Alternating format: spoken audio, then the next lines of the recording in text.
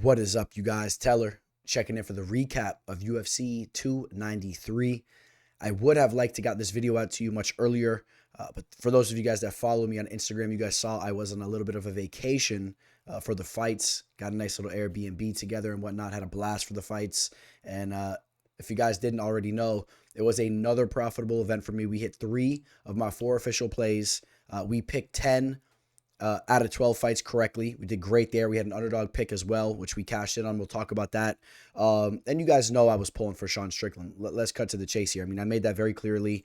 No official action on him, which we'll talk about a little bit more about that here in a second. But I was happy to see Strickland win that fight. And you know what? I'm going to do something a little bit different for this recap. You guys let me know what you think about it in the comment section. I'm actually going to go from the top of the card towards the bottom. I think I'll do them like that because I'm just anxious to talk about this Strickland fight. But you know what? There's 2 other fights I want to talk about, man. There was a lot of wild stuff going down on this card.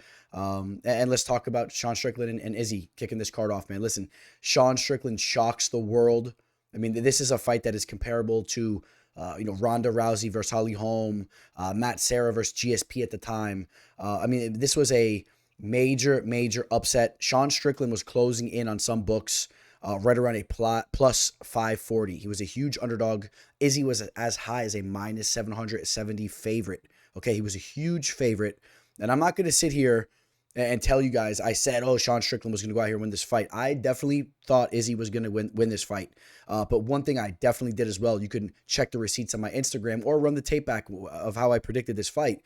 People that were counting Sean Strickland out and saying he had no path to victory and all that, that was blasphemy. Okay, that was complete blasphemy. I thought that Sean Strickland had a couple routes to victory. I didn't think they were very likely. I thought that Izzy was going to counter Sean and knock him out, okay? But at the same time, I understood that Sean Strickland is a very underrated fighter and a very fine-tuned, well-rounded fighter. So it didn't necessarily shock me. I don't know if I want to use the word it shocked me. I was very surprised to see Sean Strickland go out there and perform the way he did. He looked absolutely amazing. And I thought that Sean Strickland, he closed the cage very well in this fight. His footwork was amazing. He was closing the cage in on Izzy. He hit him with that big shot at the end of the first round. And for those of you guys that are wondering why Izzy looked the way that he looked, and even like Dana White saying at the press conference that Izzy just had an off day. Sometimes you wake up and you don't show up. I thought that was very insulting to the performance Sean Strickland put on, because in reality what happened was, and for those of you guys that fight or you spar or been in even some street fights or whatnot, when you get cracked in the face, you get cracked in the head, man, and you get wobbled like that and you almost get knocked out, you know that changes you, all right? And again, for you guys that have never trained, just think about it like a street fight, man. When you're in a big brawl with your boys back in the day or whatever, you're in a fight with somebody, even a one-on-one, come on, I've been cracked before. You know, when you get cracked, it does make you a little bit more timid to get back into the firefight. I mean, that's what you got to do, though. But it is tougher to do. And I think that Izzy was hesitant to engage because he had a strong feeling that if he would have continued to go to war with Strickland or even just try to press Strickland, he was scared he was going to get clipped with another shot and end up being a meme, as he says. He was going to end up being a meme. He was going to get finished in there. I think that he felt that. So he was basically willing to take the decision loss. That's the vibes I got when I was watching that fight. I mean, you saw him at the end of the 5th round. He was chalking it up as an L. He was bruised up. He was feeling it. And, another thing too, I'm not going to sit here and kick a man when he's down because that's not really my style. And Izzy was kind of classy in defeat, but do not get it twisted, okay? If Izzy would have went out there and won this fight, if he would have knocked out Sean Strickland, even if he would have beat him, he would have been talking all types of shit on the mic, the same way he did in the rematch with Pereira. He would have been, if he would have knocked Strickland out, he would have been doing his TikTok dance, doing all that Frozen stuff. He would have been doing the John Wick stuff. Do not get it twisted. And at the same time, I kind of admire Adesanya because he's kind of a manipulator, so like as soon as he knew he lost his fight, he went up to Strickland and was trying to kind of like calm the air down a little bit. This way, Strickland didn't really go in on him, because if Strickland really wanted to, he could have been mocking him and just really rubbing the pie in his face. And he didn't do that. I've been a little surprised to see how Strickland's been holding himself. It's kind of like he's a changed man now that he's a champion. I don't know. I thought that he would have been a little bit more ruthless like he normally is. But listen, Sean Strickland's the new middleweight champion. The UFC is really shooken up right now. You got Sean O'Malley taking out Aljamain Sterling, which I don't think that was as big of an upset as a lot of you guys thought it was. Colby Covington, I believe, is going to be defeating Leon Edwards here very, very shortly. So, you see the United USA MMA is really making a stand once again. You got John Jones as the heavyweight champion right now, representing the USA. I mean, you got guys like Sean Strickland, Sean O'Malley, and like I said, I think Colby Covington will be a champ here very very shortly. I mean, it's just it's just kind of funny to think that those three will be champs. And let me just say this: all the talks about Izzy getting an immediate rematch, I think that's ridiculous. Izzy got absolutely dominated in this fight. Arguably, did not win one round. And maybe he took the second round. That was close, but I think Sean probably still took that round. And he just had an immediate rematch after he lost to Pereira. How does this guy get this type of luxury of just getting immediate rematch after immediate rematch? No, I want to see Izzy. I want to see him fight Duplessis for the winner. For the winner would get an immediate title shot. He'd have the number one contenders spot there. That's what I want to see. What do you guys want to see? Who do you want to see next? I mean, I think that Strickland get the winner of that fight. That's where I'm going with it. And I think that's just a little ridiculous. And actually, the more I dive into it, I think Dana White is not really a fan of Sean Strickland's, and I think the UFC is not really backing Sean Strickland. I think they like Izzy more. I think Dana was a little upset that Strickland won the fight, and I think that he's trying to get that rematch right away and just push Strickland out. And I'm not too crazy about that. But again, no action there. Now let's talk about some betting action that we did have in this card. Right off, we'll jump down to the co-main event, actually. So again, we're doing this a little differently. I did have Alexander Volkov mixed in a parlay. This was a pick that I felt very confident in. I was basically betting against the first-round knockout of Tai Tuivasa. That's how I saw this fight going. If Tai didn't get that knockout early, I felt very confident that Volkov would take this fight over. And I felt very confident that Volkov was actually going to get the finish in this fight. So you guys can check my bet right up there. Caught him at minus 250, which I have him with another leg, which we'll talk about here right in the next fight. But Volkov is a beast. I don't think he'll ever hold the belt because, I mean, you see he takes losses against the top guys, right? Guys like Curtis Blades, which I do think he could win that rematch. Not so sure about the Cyril Gane rematch, though. Stylistically, I think Gane would be a little bit too much for him. A guy like Aspinall is going to be too much for him, but Volkov's an amazing fighter. And then we had Manil Cape parlayed with him there. So, the Cape fight, I got him at minus 385, parlayed them together. 3 units got that at minus 131. The Manil Cape fight, I'm a big fan of Manil Capes. I loved the way he handled himself all throughout fight week, leading up to the post-fight press speech and all that. I love that energy. I love how he called Kai Kara-France out. Listen, I understand that France had a concussion training, and it's not his fault that he didn't make it to the fight. But you know what? I'm a fight fan. Spice things up. I love it. Toss the water bottle at him at the press conference. Talk your shit. Talk shit to Izzy at the press conference. Go after the team. I like his energy. I love his fighting style. He's lightning quick. And I'm going to tell you what, this kid Felipe Dos Santos is the truth, and he's going to be a long-time UFC fighter. I really believe that. And, I thought that Manil Cape would have used his grappling more so to really dominate this fight, but he was a step ahead of Felipe, of course. When you're looking at this fight, you have to understand Manil Cape is a fighter that's going into the prime of his career right now. He's almost 30 years old. He has multiple UFC fights under his belt. And then you had Felipe Dos Santos, a 22-year-old kid, okay, making his UFC debut with only 7 pro fights. It was a little bit of a mismatch in that sense, but Dos Santos was very tough, very game. But I'm going to collect the money on those 2 fights there, so that's exactly what I did. And we've been just absolutely killing the books the last 2 months, okay? We've been absolutely killing the books, so I feel great. Justin Tafa gets that first-round knockout that we all felt very, very, very confident that he would get. I was a little worried that if he didn't get that first-round knockout, though, if this fight went to the later rounds, that Austin Lane could have been in better condition. He's an ex-NFL defensive end. I thought that he could have been quicker and maybe use his athleticism and his cardio to edge out a decision. We've seen Tafa lose a lot of decisions when he loses, but Tafa is just so much more of a polished striker, and Austin Lane is very herky-jerky and not that talented and not that skilled there, so he gets knocked out. That was pretty cool. Tyson Pedro gets the knockout over the Pleasure Man. That was cool to watch as well. The guy Anton's kind of cringy, and I don't know if we'll even be seeing him fight in the UFC again, if we're being quite honest. Carlos Olberg getting the rear naked choke. The striker really, really rounding out his game. He's a serious threat to the light heavyweight division. I like this dude, Carlos Olberg. Line was a tad bit too high for me. I stayed away from it because I do respect Da Un Jung when he shows up, but he has shown that he's really been falling apart as of recently.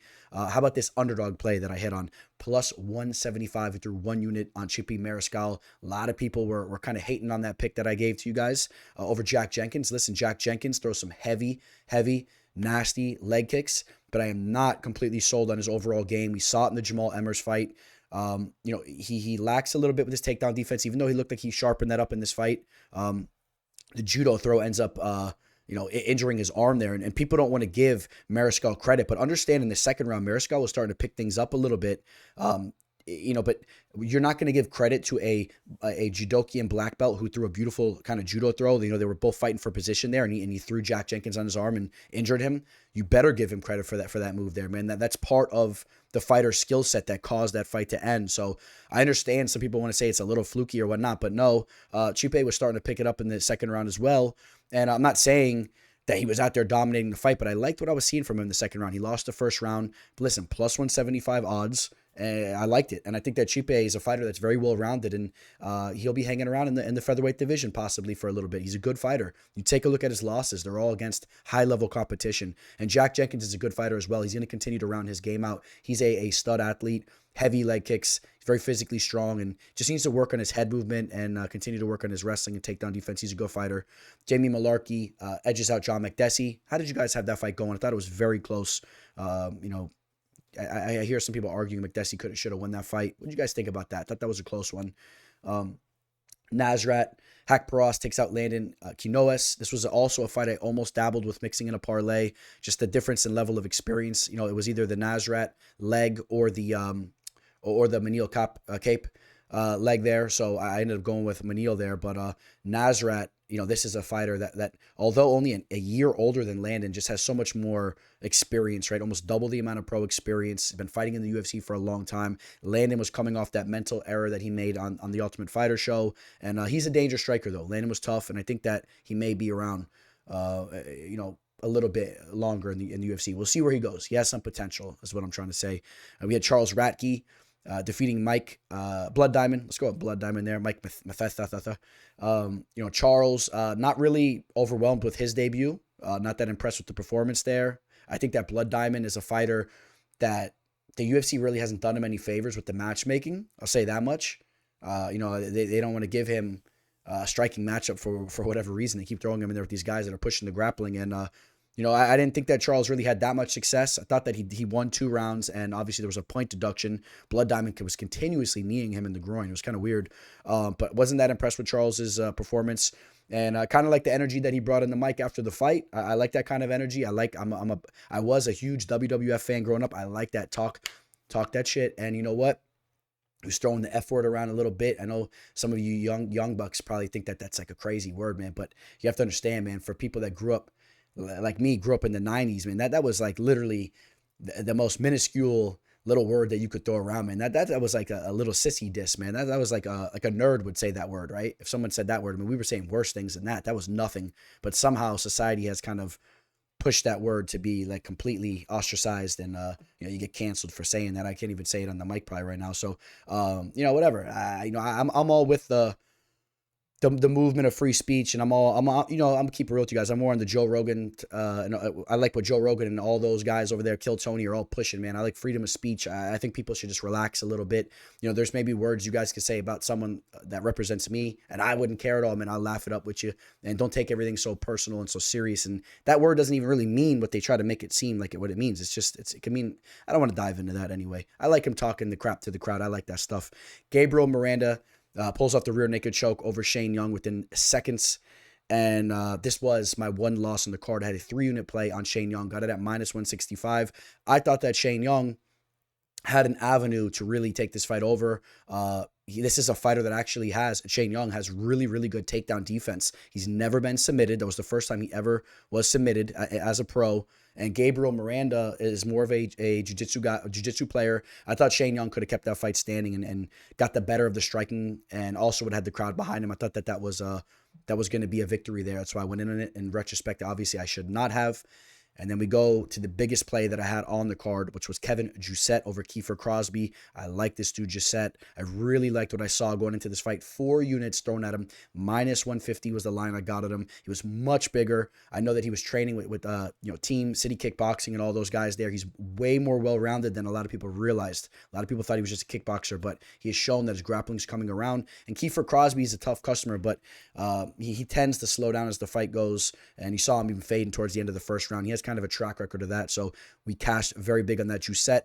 Overall, we profited just about 5 units on this card. Again, another profitable night. I feel great about that. The last 2 months, we've been giving the books hell, just like I said. And like I said, I feel great about it. And I'm carrying that momentum right into this upcoming weekend's card. And, I won't keep you guys too long. So Shevchenko, Grasso, that video will be up here very shortly. I'm going to start recording that right now. And we also have Dana White's Contender Series taking place tonight. Let's not forget, we have that video up here on the channel as well. Some good fights lined up for tonight. A lot of fighters that have already fought on the show getting another opportunity. So, all right, guys, appreciate all you for signing in. I hope you guys all had a profitable event. Hope you guys really enjoyed those fights. I know a lot of you guys are probably butthurt Izzy lost. I know that, there's a fence and some of you guys are on this side or that side. But at the end of the day, any of you guys that are tuned into the show and whatnot, you at the end of the day, you are on my side and I'm on your side as well. I know we might have a little bit of differences in some things, but understand that it doesn't need to separate us for our overall love of the sport and just enjoying all this stuff. All right, so you guys will have your moments. Trust me, Izzy will come back and he'll be knocking dudes out in the near future. You know that. So just understand that that's part of the game, man. We all have some of our favorite fighters getting whooped up at times, man. All right, so it's just, how it goes. It's on to the next card. All right. So on that note, I'll sign out. Signing out. Teller. Welcome to the show. This is the MMA fortune teller. Yeah.